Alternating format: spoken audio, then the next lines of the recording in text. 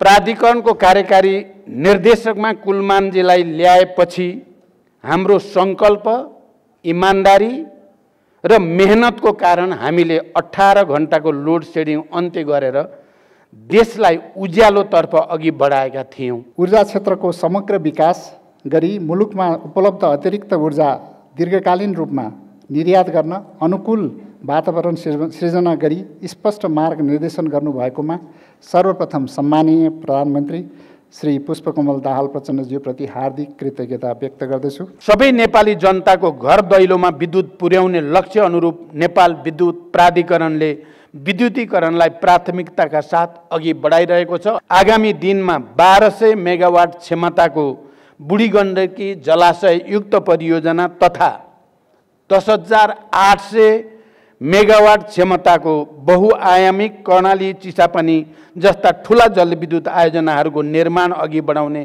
सोच र योजनाका साथ नेपाल सरकार अघि बढिरहेको अवस्था तपाईहरूसँग राख्न पाउँदा मलाई विशेष हर्ष र गर्वको महसुस भएको छ। प्राधिकरणको समग्र अवस्थाको अध्ययन गरी AA+ रेटिङ दिएको छ।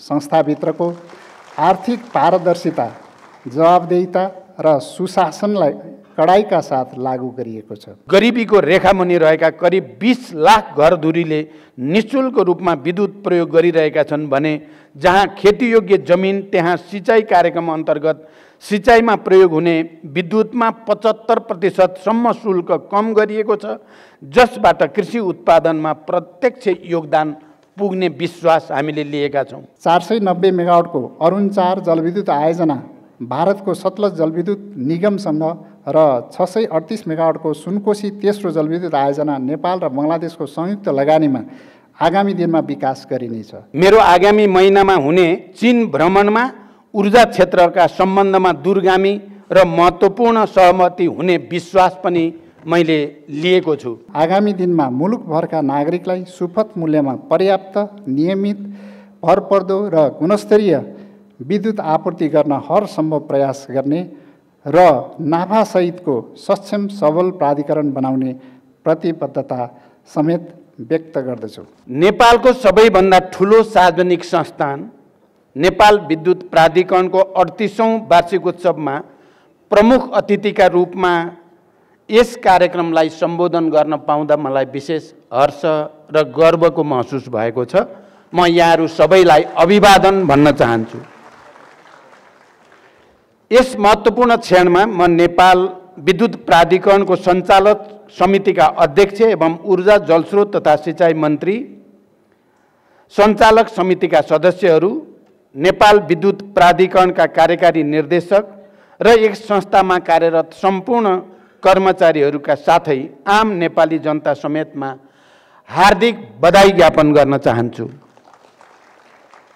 उज्यालो नेपालको अविच्छिन्न यात्रा मार्फत नेपालको उज्यालो भविष्य निर्माणमा अविचलित प्रतिबद्धता साथ जुट्नु भएकोमा यस महत्त्वपूर्ण कार्यमा तपाईहरूसँग ऐक्यबद्धता प्रकट गर्न पाउँदा मैले विशेष हर्षको महसुस गरेको छु। विद्युत प्राधिकरणको 38औं वार्षिकोत्सवलाई सम्बोधन गर्न यस रोस्टममा आउँदै गर्दा मैले 2073 को श्रावणमा दोस्रो पटक प्रधानमन्त्री हुँदा देशले वर्षातको समयमा समेत बिहोरिरहेको लोड सेडिङको कहाली लाग्दो अवस्थालाई सम्झिरहेको छु।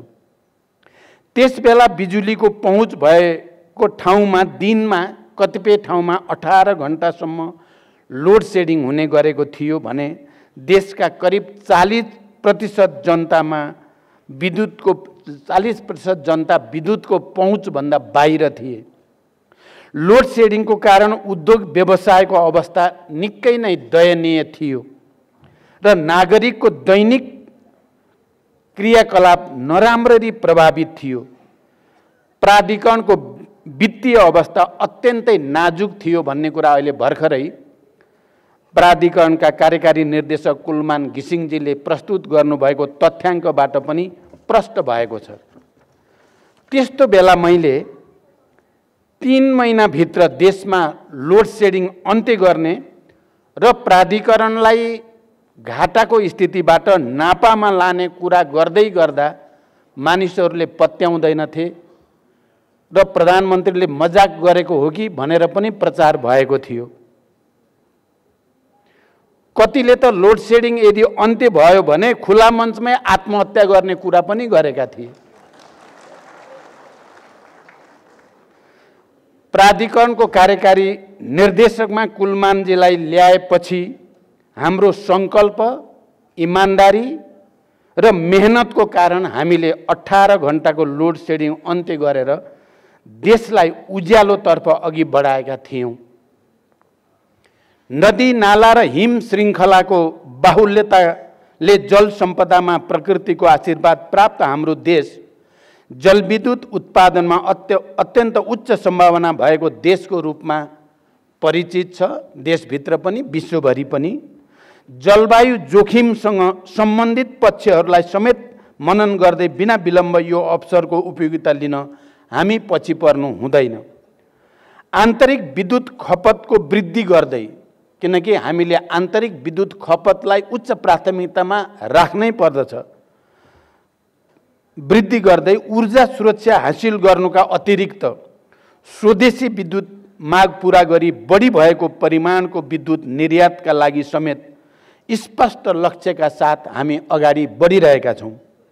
नेपालको जलविद्युत विकासमा उल्लेखनीय सहभागिता मार्फत विद्युत उत्पादनको बढ्दो हिस्साका लागि योगदान पुर्याइरहेका निजी क्षेत्रको उत्पादित विद्युत समेत खरिद गरिरहेको नेपाल विद्युत प्राधिकरणले आफै वा आफ्ना सहायक कम्पनीहरू मार्फत आगामी दिनमा विद्युत उत्पादनका क्षेत्रमा सशक्त र अग्रणी भूमिकामा आफूलाई प्रस्तुत गर्दै जाने अपेक्षा र विश्वास मैले लिएको छु।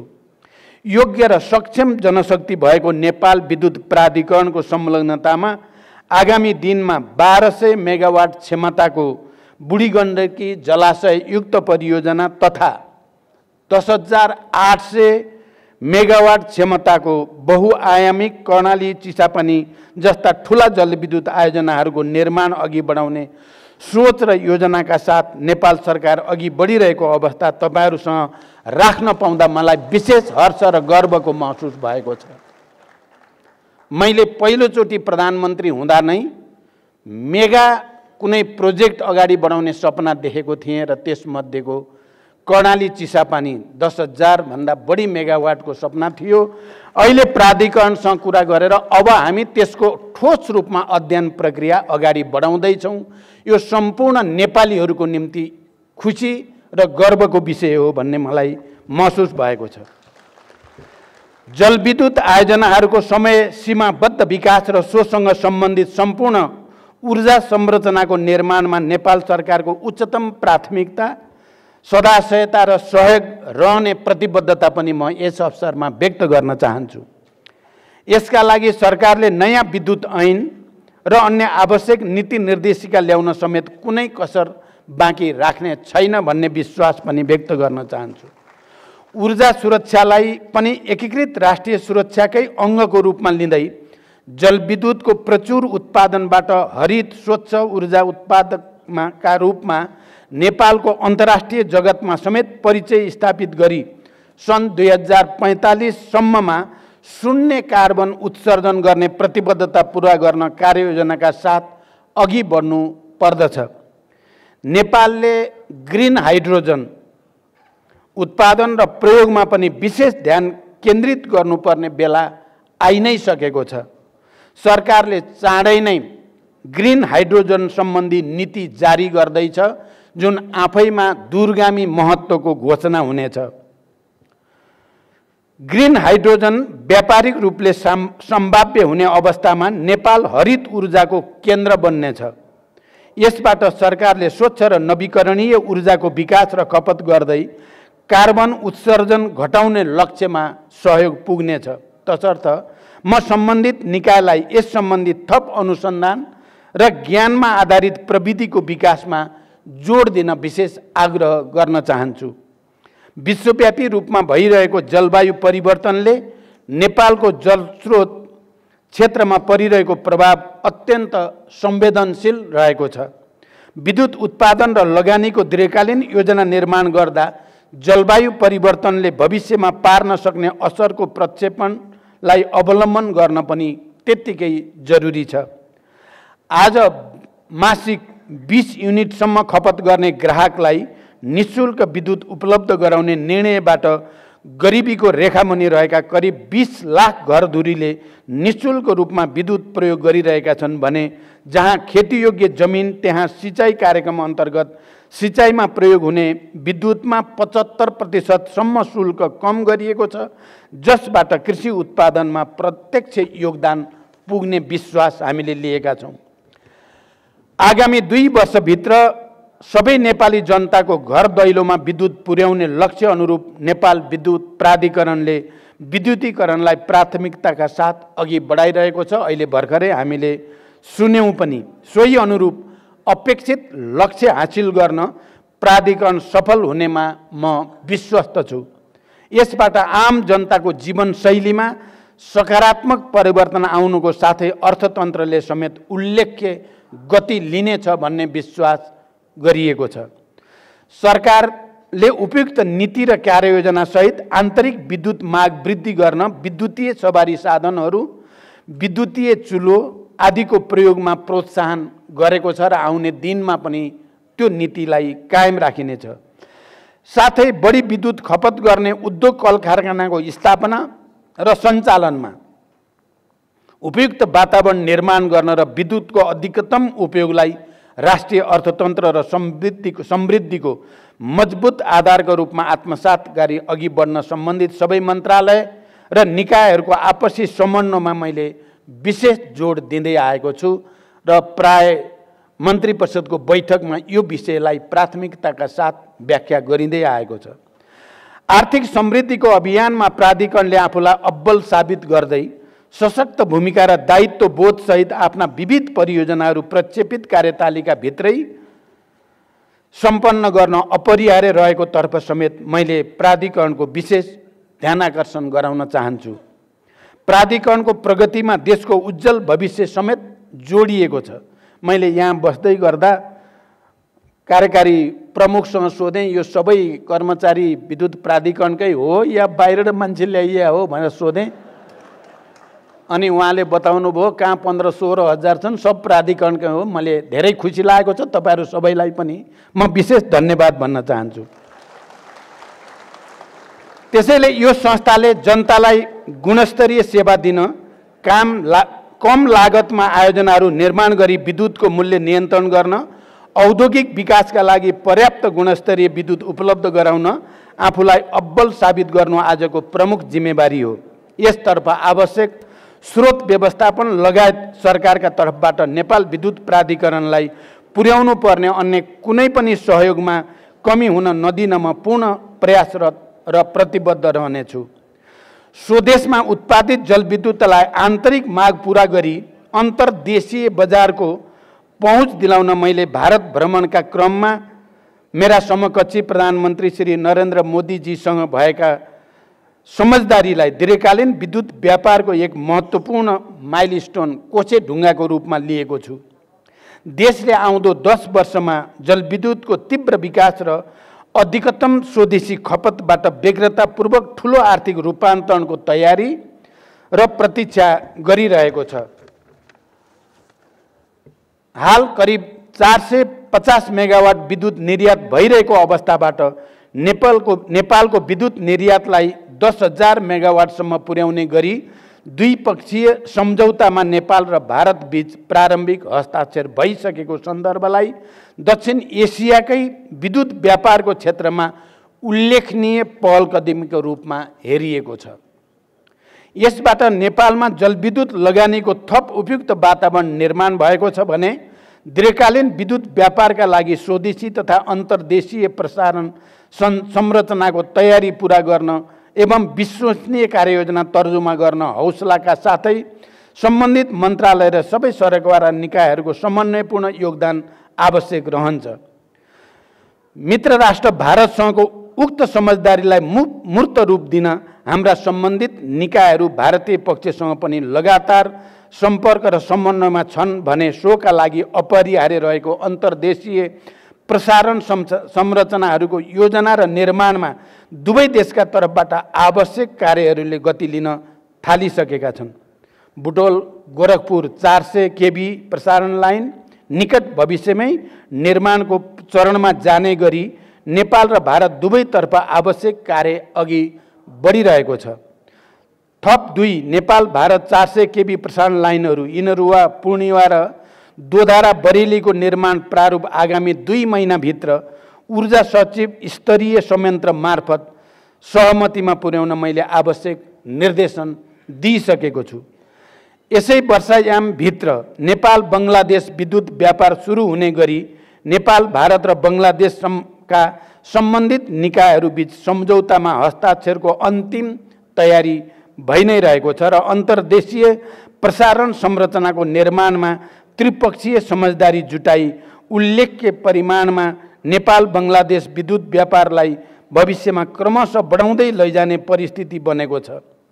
हालै मैले FAO को सम्मेलन अन्तर्राष्ट्रिय सम्मेलनमा इटालीमा रोममा बङ्गलादेशका प्रधानमन्त्रीसँग मेरो गम्भीर संवाद भयो र यसलाई बढाउँदै लैजाने बडो उत्साहपूर्ण प्रतिबद्धता बङ्गलादेशको रहेको कुरा पनि म यहाँ जानकारी गराउन चाहन्छु।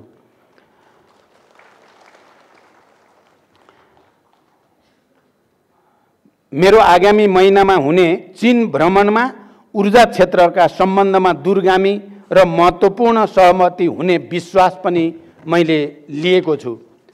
नेपालमा जलविद्युत विकासको इतिहास 112 वर्षभन्दा पुरानो भए तापनि जलस्रोतको प्रचुर सम्भावनाको सदुपयोग गरी लाभ लिन सकिरहेका थिएनौँ र अझै पनि छैनौँ।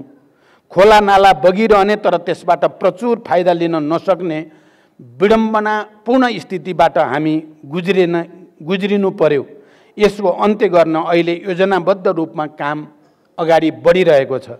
अहिले देशभरका खोला नाला तथा नदीहरूमा जलविद्युत आयोजनाहरूको विकासका लागि केही न केही काम भइ नै रहेका छन्। नदी प्रवाही जलविद्युत आयोजनाहरूको बाहुल्यताले नवीकरणीय स्वच्छ विद्युतीय ऊर्जाको प्रयोगबाट ग्रिन हाइड्रोजनको उत्पादनमा नेपालले आफूलाई अग्रणी भूमिकामा स्थापित गर्न सक्ने बृहत अवसर सदुपयोग गर्न हामी चाँडै आवश्यक नीति तर्जुमा गर्दछौँ र भारत लगायत अन्य देशहरूसँगको सहकार्यलाई ग्रिन हाइड्रोजनको व्यापारिक उत्पादन, भण्डारण, परिवहन र विद्युतीय रूपान्तरणमा मार्ग प्रशस्त गर्दै अघि बढ्ने योजनाको तयारी भइरहेको हुँदा नेपाल विद्युत प्राधिकरणले यस कार्यमा रिसर्च एन्ड डेभलपमेन्ट लगायतका गतिविधि मार्फत प्रविधि मैत्री रूपमा आफूलाई समेत तयारी अवस्थामा राख्ने अपेक्षा मैले लिएको छु। आउने पिँढीलाई अँध्यारोमा राख्ने या उज्यालो भविष्य दिएर जाने भन्ने गम्भीर प्रश्न हाम्रो पुस्तालाई सदैव रहेको छ र रहिरहनेछ। एउटा आयोजना सम्पन्न हुन 5-6 वर्ष समय लाग्छ, तसर्थ हाम्रो पुस्ताले गुणस्तरीय सेवा प्राप्त गर्न र आउने पिँढीलाई उज्यालो भविष्य दिन विकासका कार्यमा राजनीति गर्ने होइन, सबै इमान्दार भएर एकजुट हुन जरुरी छ। अन्त्यमा नेपाल विद्युत प्राधिकरणले सम्भव भएसम्म आफूले प्रवाह गर्ने विद्युत सेवामा कुनै कमी हुन नदिई उल्लेखनीय नाफा आर्जन सहित आम नेपाली जनताको मन जित्ने गरी आफ्नो कार्यक्षमता प्रदर्शन गर्न सकेकोमा प्राधिकरण सञ्चालक समिति, कार्यकारी निर्देशक, सिङ्गो नेपाल विद्युत प्राधिकरणलाई बधाई दिँदै थप समर्पणका साथ उज्यालो नेपालको यात्रामा अविचलित भई लागिरहन हार्दिक शुभकामना व्यक्त गर्दै बिदा हुन्छु। धन्यवाद। अभिवादन। विभिन्न आरोह अवरोह पार गर्दै प्राधिकरणले आफ्नो 38औं वसन्त पार गरी 39औं वर्षमा प्रवेश गरेको छ। यस शुभ अवसरमा सम्पूर्ण कर्मचारीहरू, उपभोक्ता, शुभचिन्तक तथा सहयोगी सङ्घ संस्थाहरूप्रति हार्दिक आभार व्यक्त गर्दछु। आफ्नो अति नै व्यस्त समयका बावजुद पनि हाम्रो आतिथ्यतालाई स्वीकार गरी प्रमुख अतिथिको रूपमा यस कार्यक्रममा गरिमामय उपस्थिति जनाएर हामीलाई हौसला प्रदान गरिदिनु भएकोमा सम्माननीय प्रधानमन्त्रीप्रति हार्दिक कृतज्ञता ज्ञापन गर्दछु। सम्माननीय प्रधानमन्त्रीको गरिमामय उपस्थितिले हामीलाई थप हौसित उत्साहित बनाएको छ। साथै उहाँबाट प्राप्त निर्देशनले आगामी दिनको क्रियाकलापहरूलाई निर्देशित गर्दै थप जिम्मेवार बनाउनेछ। प्राधिकरणले गत आर्थिक वर्ष 79-80 हासिल गरेका मुख्य उपलब्धिहरू डकुमेन्ट्री मार्फत प्रस्तुत गरिसकिएको छ। करिब 7 वर्ष अगाडि बर्सातमा समेत 6 देखि 8 घण्टाको लोड सेडिङ नेपाली जनताले बेहोरिरहेका थिए। हिउँदमा दैनिक 14 घण्टासम्म लोड सेडिङ प्रक्षेपण गर्नुपर्ने अवस्थाबाट गुज्रिरहेको अवस्थामा वर्तमान प्रधानमन्त्री पुष्पकमल दाहाल प्रचण्डज्यू नेतृत्वको तत्कालीन सरकारको स्पष्ट निर्देशन र बलियो साथ पाएको विद्युत प्राधिकरणले 2073 सालको कार्तिक महिनाबाट राजधानी काठमाडौँ उपत्यका सहित प्रमुख सहरहरूबाट लोड सेडिङ अन्त्यको सुरुवात गरेको थियो। तत्पश्चात केही समयमै औद्योगिक क्षेत्रको समेत लोड सेडिङ अन्त्य गरी देशलाई पूर्ण रूपमा लोड सेडिङ अन्त्य भएको घोषणा गरिएको थियो।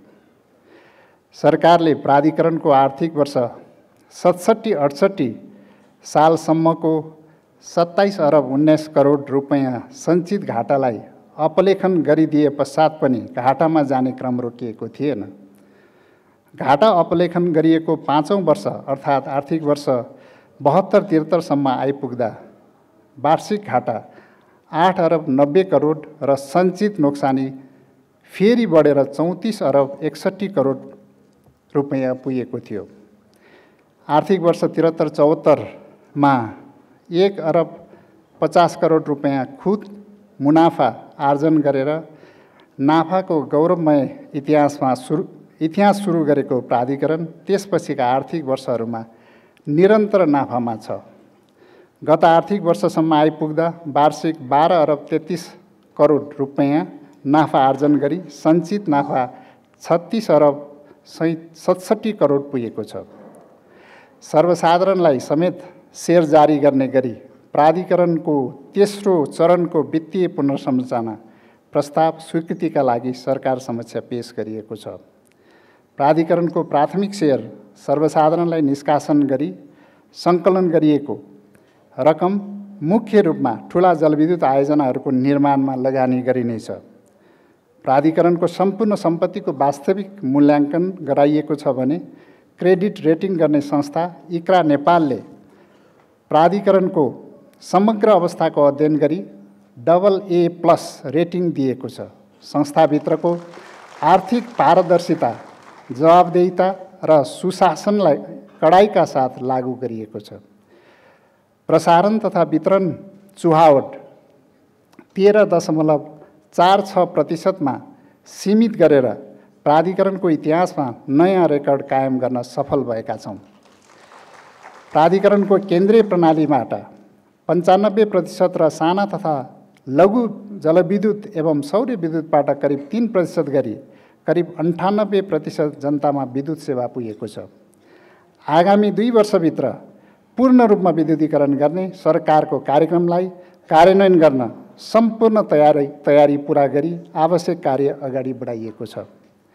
वित्तीय अवस्थामा सुधार, संस्थाभित्रको सुशासन, हरेक नागरिकको घरमा विद्युत पुर्याउन विद्युतीकरण, विद्युत आपूर्तिलाई पर्याप्त, विश्वसनीय र गुणस्तरीय बनाउन प्रसारण र वितरणतर्फका पूर्वाधार संरचनाहरूको विस्तार एवं सुदृढीकरण, उत्पादनतर्फका रणनीतिक महत्त्वका रूपान्तरणकारी ठुला जलविद्युत आयोजना अगाडि बढाउने, आन्तरिक रूपमा खपत वृद्धि तथा बढी भएको विद्युत निर्यात लगायतलाई उच्च प्राथमिकतामा राखी प्राधिकरणको हरेक गतिविधि अगाडि बढेको छ।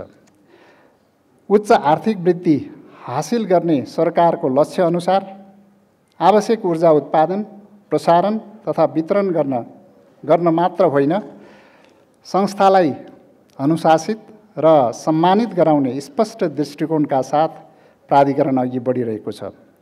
सम्माननीय प्रधानमन्त्रीज्यूको हालसालै भएको भारत भ्रमणका क्रममा दुई देशबीच भएको सहमतिले दीर्घकालीन विद्युत निर्यातको बाटो मात्र खोलेको छैन, नेपालको जलविद्युत विकासका लागि उपयुक्त वातावरण बनेको छ। साथै नेपालको स्वच्छ हरित ऊर्जाको क्षेत्रीय तथा उपक्षेत्रीय बजार भारत र बङ्गलादेशसम्म विस्तार हुने सुनिश्चितता भएको छ। विगतमा वर्षायामको समयमा पनि लोड सेडिङबाट गुज्रिरहेको नेपाल अहिले आन्तरिक रूपमा पर्याप्त विद्युत खपत गरी बढी भएको विद्युत निर्यात गर्ने अवस्थामा पुगेको छ। अहिले करिब 450 मेगावाट विद्युत भारततर्फ निर्यात भइरहेको छ भने थप निर्यातका लागि प्रस्ताव पेश गरिएको छ। भारतको हरियाणा राज्यलाई विद्युत आपूर्ति गर्ने गरी भारतीय विद्युत व्यापार कम्पनी एनबिबिएनसँग 5 वर्षको लागि 200 मेगावाटको मध्यकालीन विद्युत बिक्री सम्झौता सम्पन्न भएको छ। साथै भारतको बिहार राज्यको प्रसारण पूर्वाधार प्रयोग गरी 300 मेगावाटसम्म विद्युत निर्यातका लागि पिटिसी इन्डियासँग सम्झौता गरिएको छ। नेपालका अधिकांश जलविद्युत आयोजना नदी प्रवाही भएकोले हिउँदका केही महिनामा अझै पनि विद्युत आयात गर्नुपर्ने अवस्था छ। यो अवस्था आगामी केही वर्ष रहने देखिन्छ। तथापि चाँडै नै आन्तरिक उत्पादन बढाएर हिउँदमा समेत आयात गर्नु नपर्ने अवस्थामा पुर्याउने हाम्रो प्रयास जारी रहेको छ। नेपालको विद्युत बङ्गलादेशसम्म निर्यातका लागि अब चाँडै ढोका खोल्दैछ। विद्युत निर्यातका लागि प्राधिकरणले उच्च क्षमताका अन्तर्देशीय प्रसारण लाइन निर्माणलाई उच्च प्राथमिकतामा राखी सोही अनुसार कार्य अगाडि बढाइएको छ। आन्तरिक रूपमा पनि प्रसारण तथा वितरणका संरचनाहरूको सञ्जाल विस्तार तथा सुधारका अभियान सञ्चालन गरिएको छ। सम्माननीय प्रधानमन्त्रीज्यूको भारत भ्रमणका क्रममा नयाँ बुटोल गोरखपुर 400 केबी दोस्रो अन्तर्देशीय प्रसारण लाइनको भारतीय खण्ड निर्माणको लागि शिलान्यास भइसकेको छ। यसका अतिरिक्त अन्य बिन्दुहरूबाट पनि अन्तर्देशीय प्रसारण सञ्जाल विस्तारका लागि अध्ययन भइरहेको छ। प्राधिकरणले मुलुकको ऊर्जा माग धान्न विद्युत खरिद बिक्री सम्झौता मार्फत जलविद्युतमा निजी क्षेत्रलाई उच्च प्राथमिकतामा राखेको छ। पहिलोपल्ट आधार दर तय गरी करिब 100 मेगावाटको सौर्य ऊर्जा प्रतिस्पर्धाबाट खरिद गर्न लागि छ।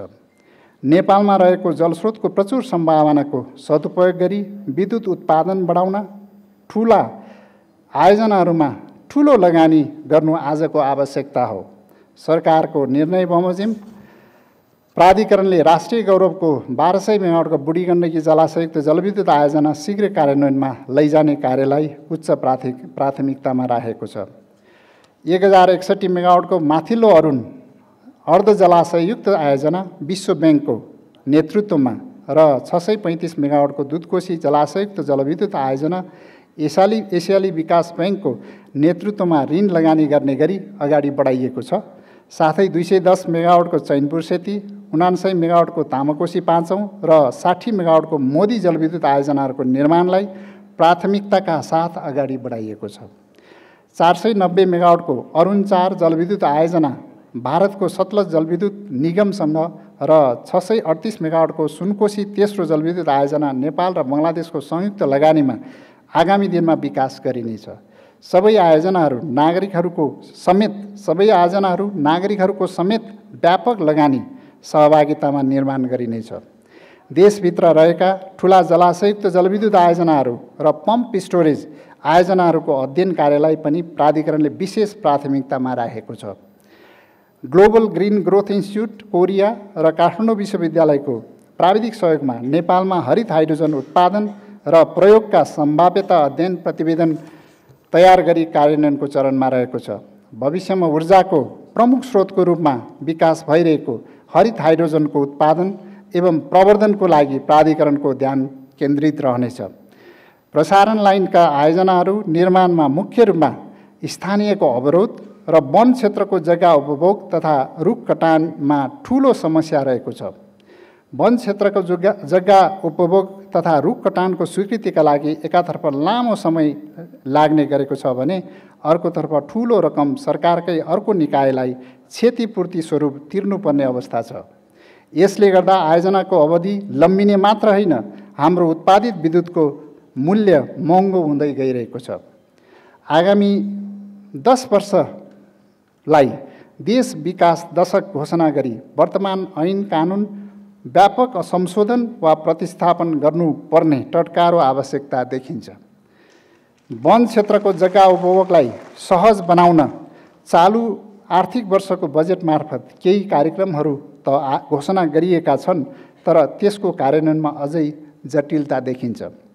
सूचना प्रविधि नीति तयार गरी संस्थाको सेवालाई अझै आधुनिकीकरण तथा स्वचालित बनाउन लागि छ। प्राधिकरण समय र परिस्थितिको माग अनुसार सङ्गठन संरचनालाई पुनर्संरचना गर्दै आफ्नो व्यवसायलाई अझ प्रभावकारी र सेवामूलक बनाउन कटिबद्ध छ। आगामी दिनमा विद्युतको आन्तरिक, अन्तर्देशीय र उपक्षेत्रीय बजार विस्तार गर्दै देशभित्र उत्पादित विद्युत खेर नजाने गरी खपत गर्ने कार्यक्रम अगाडि बढाइनेछ। प्राधिकरणले प्रदान गर्ने सेवामा